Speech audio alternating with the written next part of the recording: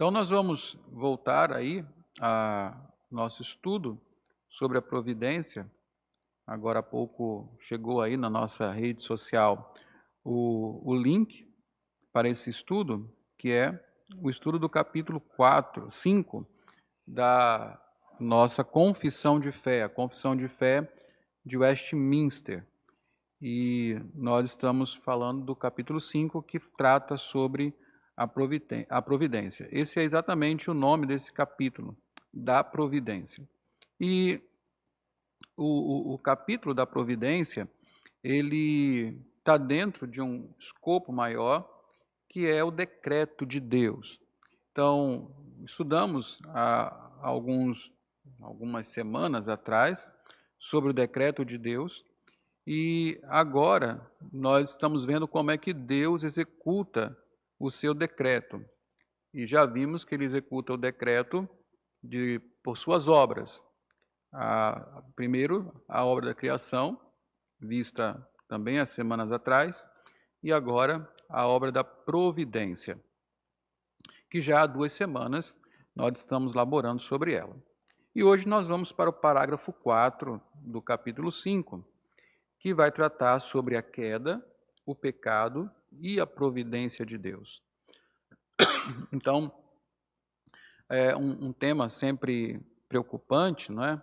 E causa espécie, é você associar essas três coisas, que na providência divina, consequentemente em seu decreto, estavam aí previstos, planejados, a queda do homem, na primeira queda lá, né, a queda de Adão e Eva no pecado, o pecado que é cometido no mundo pelas pessoas, e até o pecado e a rebelião de Satanás e seus anjos, e como é que tudo isso se encontra na providência divina.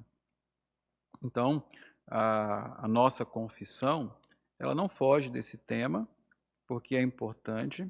Ao contrário, os teólogos de Westminster, naquela época em que escreveram a confissão, ou que buscaram afirmar a fé conforme a Bíblia nos ensina, eles também buscaram responder este questionamento. Como a queda e o pecado, eles entram na providência de Deus. Como é que são essas coisas em relação à providência divina? Então, deixa eu ler aqui o parágrafo do capítulo 5, que fala sobre estas coisas. Diz assim: a onipotência, a sabedoria inescrutável e a infinita bondade de Deus, de tal maneira se manifestam na sua providência, que esta se estende até a primeira queda e a todos os outros pecados dos anjos e dos homens. E isto não por uma mera permissão, mas por uma permissão tal que, para os seus próprios e santos desígnios, sábia e poderosamente, os limita, regula e governa em uma múltipla dispensação. Mas essa permissão é tal que a pecaminosidade dessas transgressões procede tão somente da criatura e não de Deus, que, sendo santíssimo e justíssimo, não pode ser o autor do pecado, nem pode aprová-lo. Então vamos nos aprofundar nisso aqui que a confissão de fé nos apresenta. Então a primeira coisa aqui, nosso primeiro ponto, é a queda e o pecado. Gostamos, às vezes inadvertidamente, de pensar que a rebelião de Satanás, a queda de Adão e Eva e os demais pecados dos homens são eventos não planejados por Deus e que, portanto, estão fora da sua providência. Na verdade, seria, em termos de trabalho, né, para explicar, seria muito mais fácil se simplesmente nós assumíssemos que é dessa forma, que Deus não planejou o pecado, que Deus não tem nada a ver com o seu decreto, o pecado humano, a queda. Seria muito mais fácil de a gente aceitar o ensino da providência de Deus. É por isso que muitas vezes nós preferimos mesmo, ou gostamos, né, de pensar dessa maneira, que a rebelião de Satanás, a queda de Adão e Eva e os demais pecados dos homens são eventos não planejados por Deus, que, portanto, estão fora da sua providência. Contudo, não é esse o ensino bíblico.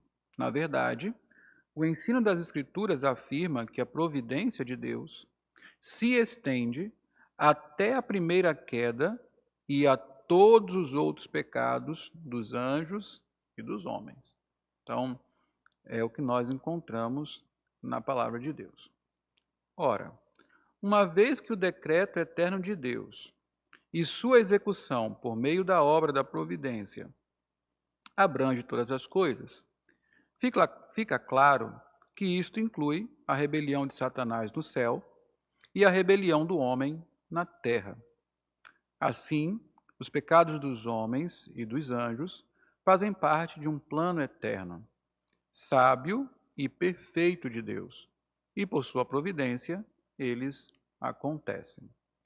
Veja o que diz Isaías 45:7. Eu formo a luz e crio as trevas. Eu faço a paz e crio o mal.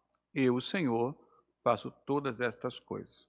E, logicamente, o mal aqui não é o mal moral, mas se diz respeito ao contrário de paz, aquilo que quebra a paz, que é justamente a guerra. Então, o Senhor faz todas essas coisas, ou seja, Ele está por trás. Ele, como vimos a semana passada, Ele é a causa primária de todas as coisas, porque Ele decretou todas as coisas. Então, imagine que numa guerra, onde há, sem dúvida alguma, pecado envolvido, o Senhor, que cria a guerra, por exemplo, Ele tem também no seu decreto o mal que provoca essa guerra, o pecado que provoca essa guerra. Ainda que não seja uma tarefa fácil entender e explicar os inescrutáveis desígnios de Deus, é correto afirmar que nem mesmo o pecado está fora da sua providência.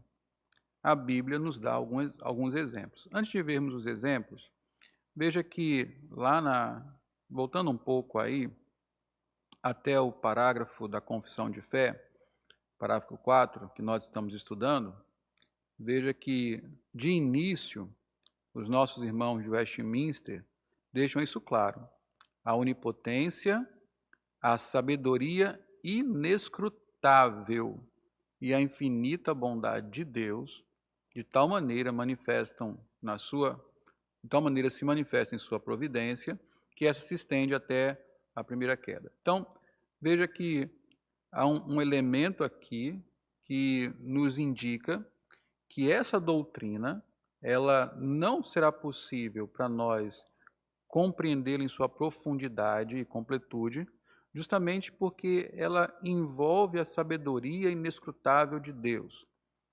Não é que a soberania de Deus, com a responsabilidade do homem em cometer pecados, não haja lógica nisso, é só que nós não conseguimos compreender essa lógica, tamanha a sabedoria do Senhor. Por isso, eu vou repetir aqui, ainda que não seja uma tarefa fácil entender e explicar os inescrutáveis desígnios de Deus, é correto afirmar que nem mesmo o pecado está fora da sua providência. Aí os homens, né, que no último sábado estudaram o livro de Abacuque, vão lembrar que Abacuque sofre com isso, né? Que é um sofrimento natural, porque Deus permite que uma nação como a Babilônia seja exatamente o algoz ou a vara de disciplina de Deus para o seu próprio povo. A mesma coisa perguntava Jó, Então, veja que é difícil compreender de fato, mas o problema não está em Deus, o problema está em nós, em nossa incapacidade de alcançarmos a sabedoria de Deus. Quais são os exemplos aqui que a Bíblia nos dá sobre Deus governando e limitando o pecado? Nós temos o censo levantado por Davi, não é? Lá quando Davi estava já quase no final do seu reino. Você vai ouvir em 2 Samuel que Deus levou Davi a proclamar o censo. Já em 1 Crônicas, você vai ver que foi Satanás que o instigou. Independente do agente aqui, a questão é que o censo levantado por Davi foi um pecado que serviu a propósitos divinos. Não é? A crucificação de Jesus, esse é um dos melhores exemplos, ou o melhor exemplo, como Deus usou o pecado dos fariseus, o pecado do próprio Pilatos, que mesmo convencido da justiça de Jesus, resolveu crucificá-lo injustamente, porque temia mais os homens do que a Deus, por causa das suas ambições políticas. Então você observa aí Deus usando o pecado, governando e limitando para os seus próprios propósitos, os próprios desígnios. E Jó, não é? Jó que padeceu, e nós estamos lendo Jó lá em casa, nas nossas devocionais, e tem sido interessante, porque nós observamos que como praga, vamos dizer assim, Deus tirou a riqueza de Jó, Deus tirou a família de Jó, Deus tirou a saúde de Jó, e a gente pensa que esse é todo o mal, né? E eu tenho observado que parece que o maior mal não foi o que Deus tirou, mas foi o que Deus colocou, aqueles 3 amigos dele, que eu vou contar, aqueles homens não confortam ninguém, atormentavam ainda mais a vida de Jó. E por que isso acontecia, né? Então, justamente o Senhor usando o mal, governando e limitando para os seus propósitos. E quando a gente vê o desenrolar da história, nesses 3 casos aqui citados, nesses exemplos aqui, nós observamos que tudo isso produziu glória de Deus e edificação para o seu povo. Então, por meio da providência, Deus manifesta a sua onipotência, sabedoria inescrutável e bondade infinita. Depois de discutir esse assunto, Paulo glorifica a Deus em Romanos 11, 32 a 34. Vamos ler esse texto, ele é interessante. Essa é uma atitude bem interessante. Quando Paulo ele explica no capítulo 9 a soberania de Deus na salvação e também no endurecimento dos corações. Depois, no capítulo 10, ele fala da responsabilidade humana de clamar para ser salvo, e aquele que não clama não será salvo. Paulo termina com o capítulo 11, falando justamente que tudo isso que ele ensinou, na verdade, é incompreensível, porque quem pode alcançar a mente do Senhor? Então, Romanos, no capítulo 11,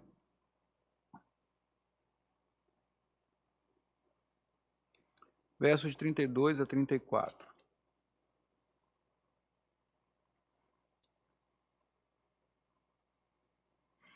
Diz assim: porque Deus a todos encerrou na desobediência, a fim de usar misericórdia para com todos. E esse todos aqui, quando você lê o texto, não tem a ver com toda a humanidade, cada um da humanidade, mas ele está falando dos 2 grupos, né, que são os judeus e os gentios. Ele encerrou todos na desobediência, no pecado, para usar de misericórdia tanto com gentios quanto com judeus. E aí, ele, depois de falar isso, diz: ó profundidade da riqueza, tanto da sabedoria como do conhecimento de Deus. Quão insondáveis são os seus juízos, e quão inescrutáveis os seus caminhos. Quem, pois, conheceu a mente do Senhor? Ou quem foi o seu conselheiro? Ou quem primeiro deu a ele para que lhe venha a ser restituído? Porque dele, e por meio dele, e para ele, são todas as coisas. A ele, pois, a glória eternamente. Amém. Então, Paulo, no capítulo 10, fala do pecado dos judeus, do endurecimento deles, fala da mesma coisa dos gentios, e como tudo isso foi governado, limitado por Deus, a fim de promover a sua glória e salvação também para os eleitos. Então, mesmo a maldade e o pecado dos homens redundarão em glória ao Senhor, diz o Salmo 76:10. Pois até a ira humana há de louvar-te, e do resíduo das iras te cinges. Olha o que o salmista fala, pois até a ira humana há de louvar-te. Tudo redundará em glória ao Senhor. Nossa atitude diante desse assunto deve ser a mesma do apóstolo, reconhecer nossa incapacidade de prescrutar os pensamentos do Senhor e louvá-lo. Então, não tente compreender aquilo que a sua mente não alcança. Esta é uma coisa que nós devemos aprender o quanto antes, né?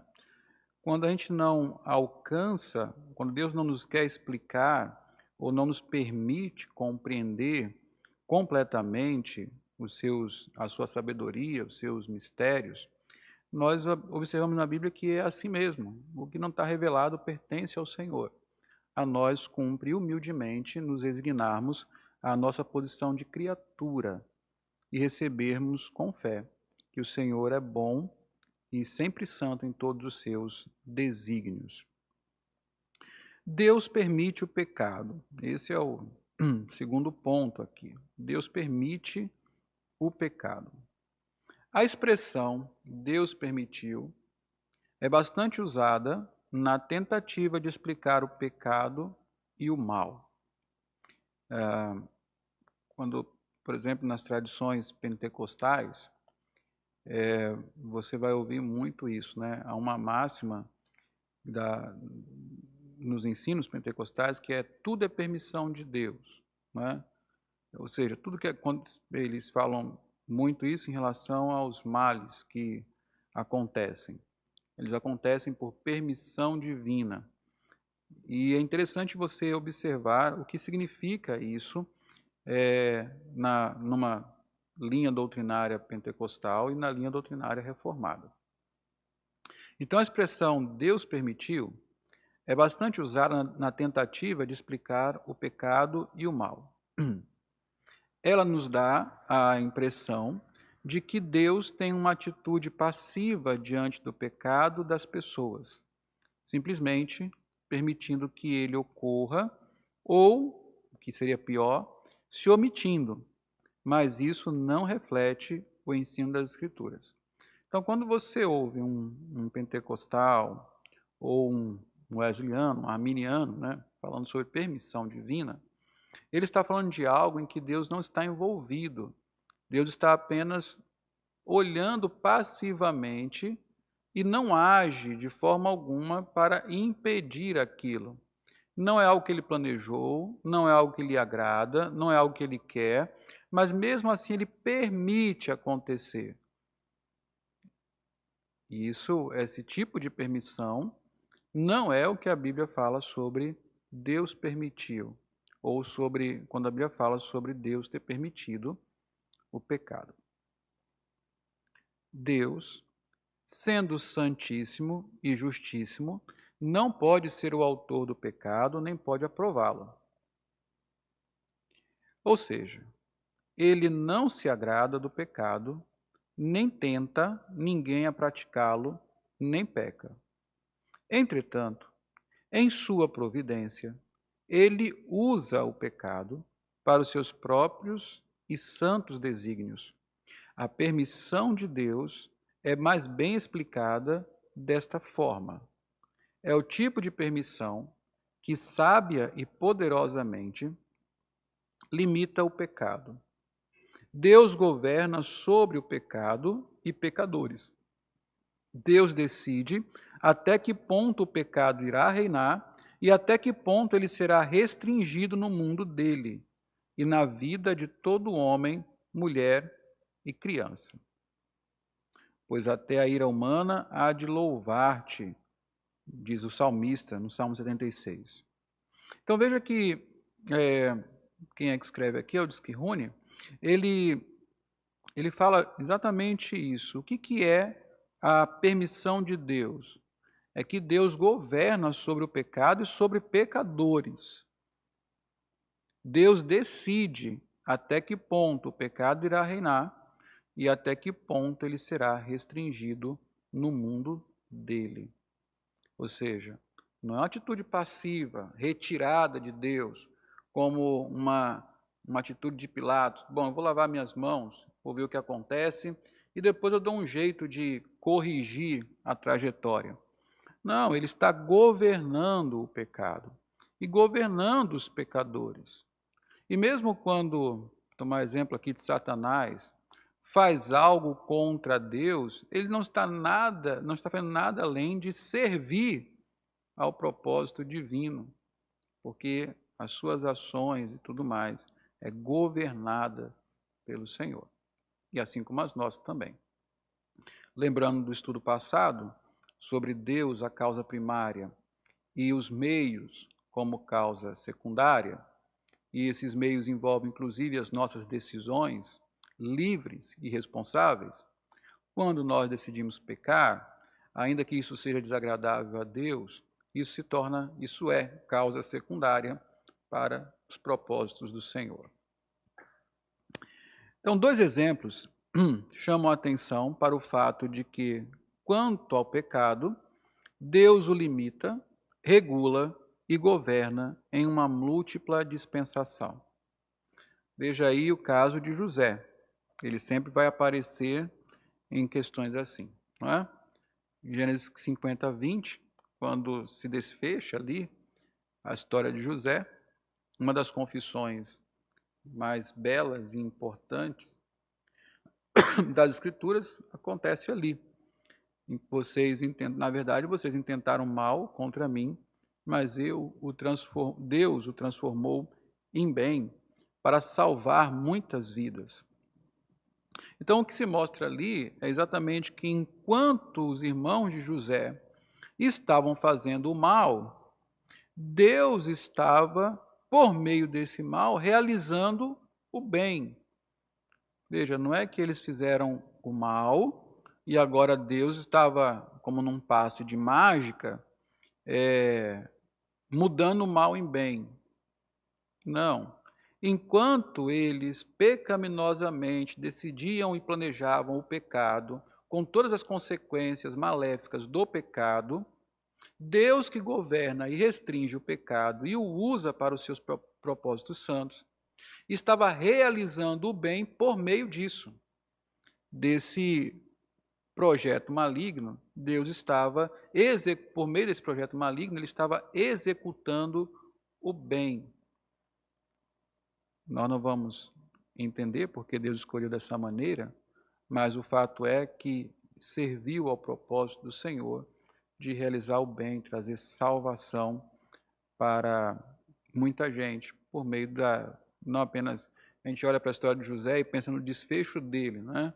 Rico, agora numa posição importantíssima no Egito, mas José não aponta para a sua vida, ele aponta para aquilo que por meio dele e do sofrimento dele e dos pecados que foram cometidos contra ele, o Senhor, por meio dessas coisas, trouxe salvação às pessoas que certamente morreriam de fome, não fosse o gerenciamento de José lá no Egito. A outra questão aqui é a arrogância do rei da Síria. Vamos abrir esse texto? Ele é bem interessante. Vamos para Isaías no capítulo 10.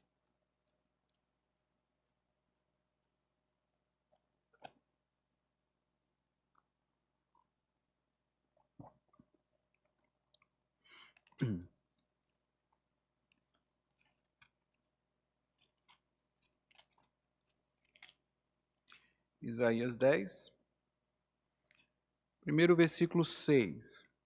Vamos ler do 5, né? E a gente entende melhor. Ai da Assíria, cetro da minha ira. Veja como que ele chama a Síria, o cetro da minha ira. A vara em sua mão é o instrumento do meu furor. Envio-a contra uma nação ímpia e contra o povo da minha indignação lhe dou ordens, para que dele roube a presa e lhe tome o despojo e o ponha para ser pisado aos pés, como a lama das ruas. Versículo 7.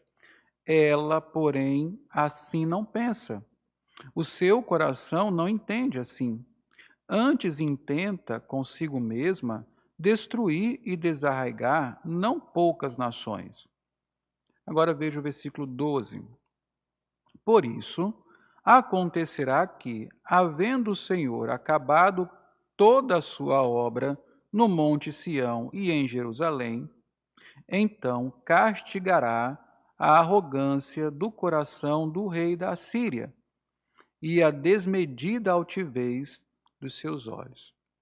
Então veja só, o rei da Síria não compreendia que todos os seus atos eram governados por Deus, limitados por Deus, para cumprir um propósito. Ele foi levantado para ser a disciplina para o povo de Deus. Mas lá no coração do rei da Síria, o que havia era arrogância. Ele queria dominar sobre tudo. Ele achava que ele era Deus. E Deus fala: quando eu acabar o meu propósito, eu vou colocar o rei da Síria lá no lugar dele de novo. E vou trazer castigo sobre ele. Ele está governando e limitando a maldade humana para atender os seus propósitos santos. É por isso que a gente pode dizer com certeza, meus irmãos, que tudo coopera conjuntamente para o nosso bem. Bom, nosso próximo ponto aqui é a santidade de Deus. A última coisa que precisamos ver nesse parágrafo é de suma importância. Ainda que Deus permita o pecado, a responsabilidade por cometê-lo é de seus agentes humanos ou angélicos. Veja, ainda que Deus permita o pecado, permita que você já sabe qual é o que significa, a responsabilidade por cometê-lo é de seus agentes humanos ou angélicos. Quando falamos angélicos aqui, são os anjos caídos, né? Naquela rebelião que aconteceu, Satanás e um terço dos anjos que caíram depois de se rebelarem contra Deus. E fala que Deus, que sendo santíssimo e justíssimo, diz a confissão de fé, não pode ser autor do pecado, nem pode aprová-lo. Com clareza, a Bíblia afirma que Deus não tenta as pessoas. Deus não peca, não pode ser tentado e a ninguém tenta. Vamos abrir aí Tiago 1,13, porque é um texto que nós conhecemos, mas muitas vezes nós queremos esquecer essa realidade e como desde a queda nós temos uma tendência a transferir culpa, nós não geralmente racionalizamos tanto os nossos pecados que colocamos a culpa deles em outras pessoas, não é? Se você xinga alguém no trânsito por meio da buzina do seu carro, você faz isso porque a pessoa que estava na sua frente não sabia dirigir direito. Então, não foi culpa sua que você pensou um monte de coisa feia sobre a mãe do rapaz, mas a culpa dele, ele que não sabe dirigir, não é? A gente transfere culpa. E a gente acredita sempre que o nosso pecado tem uma boa justificativa. Mas aí, até você pode dizer assim, olha, mas eu pequei e deu certo depois, né? Fiz até bem. Que bom, né? O pecado nunca é bom, não é? Somos sempre responsáveis pelo nosso pecado e o pecado nunca agrada a Deus. uma coisa que eu ouvi, é uma coisa muito simples, mas eu ouvi, me marcou, e eu repito sempre que necessária para mim mesmo e para os meus irmãos. É impossível agradar a Deus por meio de pecar contra Ele. Não há como. Não é? Então nós não podemos agradar a Deus por meio de pecar contra Ele. Então, Tiago 1,13, o título é bem sugestivo, né? A origem do pecado, e diz assim: ninguém, ao ser tentado, diga, sou tentado por Deus, porque Deus não pode ser tentado pelo mal, e Ele mesmo a ninguém tenta. Ao contrário, cada um é tentado pela própria cobiça, quando esta o atrai e seduz. Então, por que eu peco? Não é? Essa é uma boa pergunta. Eu peco, sei lá, eu peco porque eu quero. Essa é a única pergunta, essa é a única resposta bíblica. Quando eu peco porque eu desejo. Meus desejos se descontrolam e eu peco. 2. Todo dom perfeito vem de Deus. Aí o próprio Tiago fala sobre isso no versículo 17. Toda boa dádiva e todo dom perfeito são lá do alto, descendo do Pai das luzes, em quem não pode existir variação ou sombra de mudança. E 1 João 1,5 diz que Deus é absolutamente santo. O Senhor não tem parte com o pecado de forma alguma. João diz: ora, a mensagem que da parte dele temos ouvido e vos anunciamos é esta: que Deus é luz e não há nele treva nenhuma. Essa expressão não há nele treva nenhuma é exatamente a expressão que revela a santidade absoluta de Deus. Que os irmãos já sabem, tem a ver com a sua separação do homem, mas tem a ver com a sua pureza moral. Deus não coaduna com o mal.